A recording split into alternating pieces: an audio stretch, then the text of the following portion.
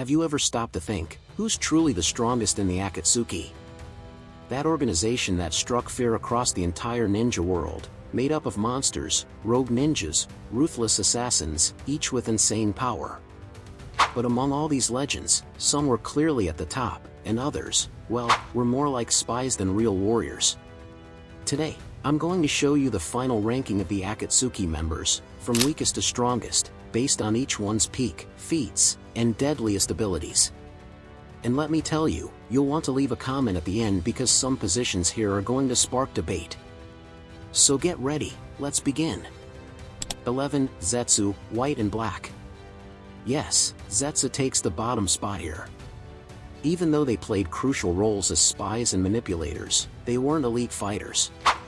White Zetsu was mainly support and camouflage, while Black Zetsu was more of a strategist, and the way he defeated Madara was pure trickery.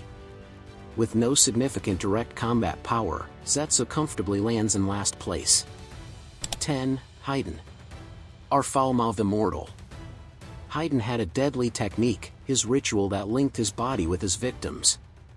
But beyond that, he was slow, had basic taijutsu, and relied too much on capturing his opponent's blood.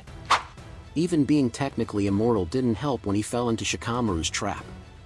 That's why his raw power just didn't compare to the other members. 9. Konan. The queen of explosive paper. Konan had a unique and dangerous style, able to disperse into paper, attack from a distance, and even suffocate her opponents. But she depended heavily on strategy and preparation, as we saw in her fight against Obito.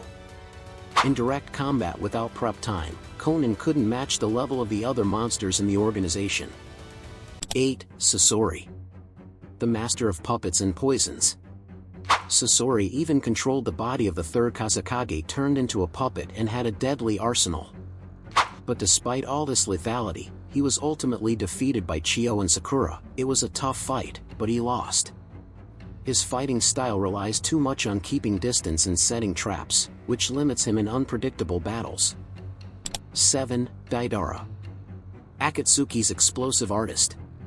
Deidara was extremely dangerous with his explosive clay, aerial attacks, and clever tricks.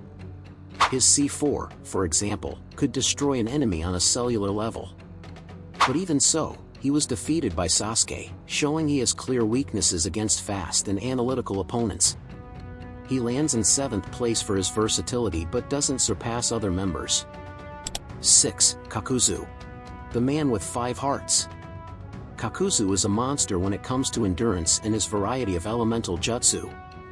At the peak of the battle, he was struck by Naruto's Raisin Shuriken, a blow so devastating that it destroyed 2 of his remaining hearts and shredded his body down to the cellular level.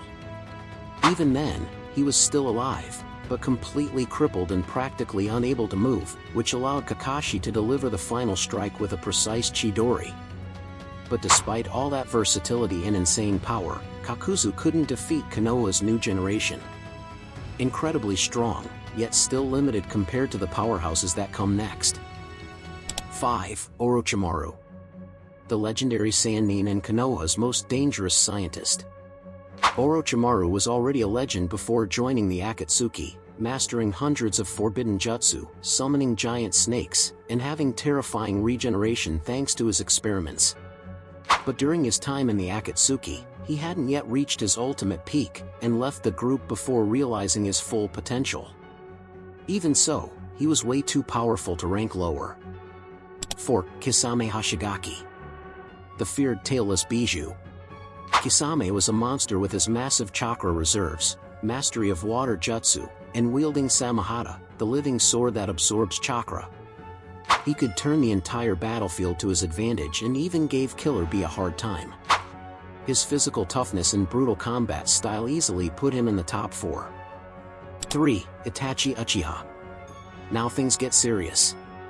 Itachi was the undeniable genius of the Uchiha clan, a master of Genjutsu, wielder of Amaterasu, and Susanoo equipped with the Totsuka blade and Yata mirror, practically impenetrable. Even while sick, he was always a level above most Akatsuki members, with absurd combat intelligence. But there are 2 names that surpass him in raw power. 2. Pain, Nagato. The official leader of the Akatsuki, wielder of the Rinnegan.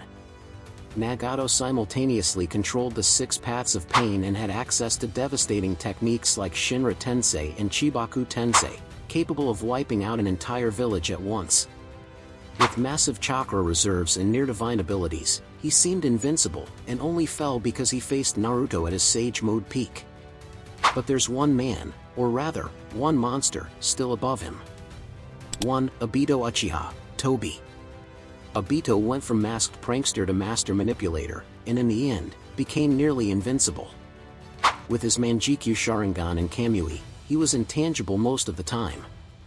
After absorbing Hashirama's cells and, even more, becoming the Jinchuriki of the Ten Tails, Obito reached an unmatched level, literally above any other Akatsuki member. His final form was a threat that even Nagato couldn't stop. So, what did you think of this final ranking? Do you agree that Obito, at his peak, is the most powerful Akatsuki member? Or do you still think Pain deserves first place? Drop your thoughts in the comments, leave that Supreme Susanoo like, and subscribe to the channel. Because here we always bring the best analyses from the ninja world. See you in the next one, Shinobi.